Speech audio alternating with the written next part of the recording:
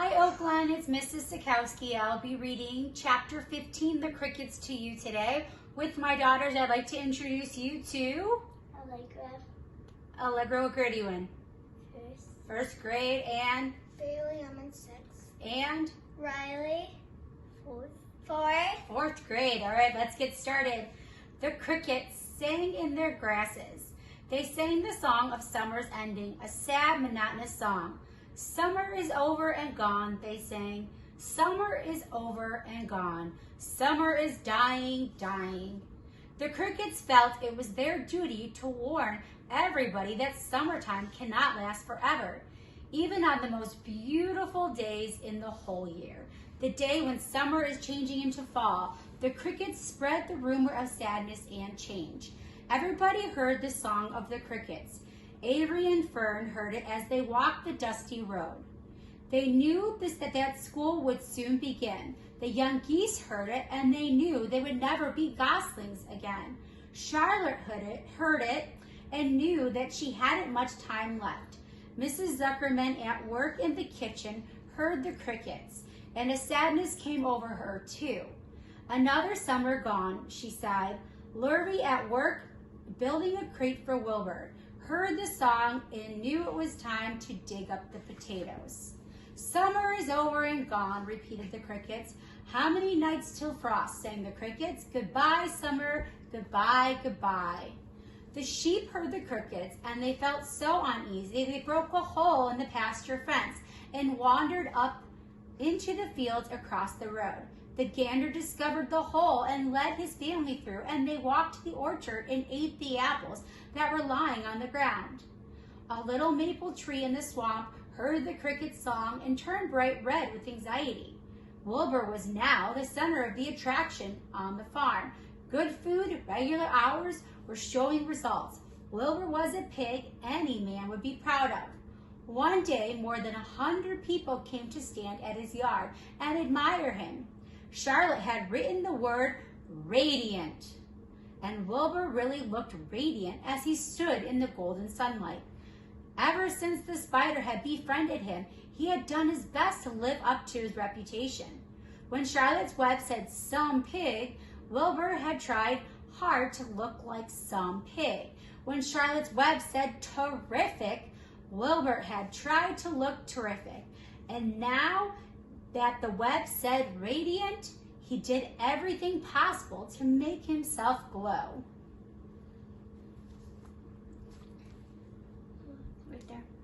It is not easy to look radiant, but Wilbur threw himself into it with a will. He would turn his head slightly and blink his long eyelashes. Then he would breathe deeply, and when his audience grew bored, he would spring into the air and do a backflip with a twist. At this, the crowd would yell and cheer. How's that for a pig, Mr. Zuckerman would ask, well pleased with himself. That pig is radiant. Some of Wilbur's friends in the barn, worried for fear of this attention would go to his head and make him stuck up, but it never did. Wilbur was modest. Fame did not spoil him. He still worried some about the future, as he could hardly believe that a mere spider would be able to save his life. Sometimes at night he would have a bad dream. He would dream about that men were coming to get him with knives and guns. But that was only a dream. In the daytime, Wilbur usually felt happy and confident. No pig ever had truer friends, and he realized that friendship is one of the most satisfying things in the world. Even the song of the crickets did not make Wilbur too sad. He knew it was almost time for the country fair, and he was looking forward to the trip. If he could distinguish himself at the fair and maybe win some prize money, he was sure Zuckerman would let him live. Charlotte had worries of her own, but she kept quiet about them. One morning, Wilbur asked her about the fair. You're going with me, aren't you, Charlotte? He asked. Well, I don't know, replied Charlotte. The fair comes at a bad time for me. I shall find it inconvenient. I shall find it inconvenient to leave home even for a few days. Okay, give it to her. Show her where you are. Why? Asked Wilbur. Oh, I just don't feel like leaving my web too much going on around here. Please come with me, begged Wilbur. I need you, Charlotte. I can't stand going to the fair without you. You have just got to come. No, said Charlotte. I believe I better stay home and see if I can get some work done. What kind of work? Asked Wilbur. Egg laying. It's time I made an egg sack and filled it with eggs.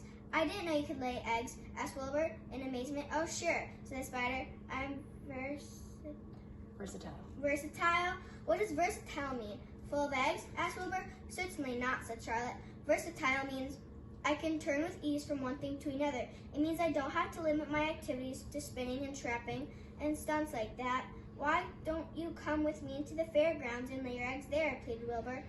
It would be wonderful fun. Charlotte gave her web a twitch and mildly watched its way. I'm afraid not, she said.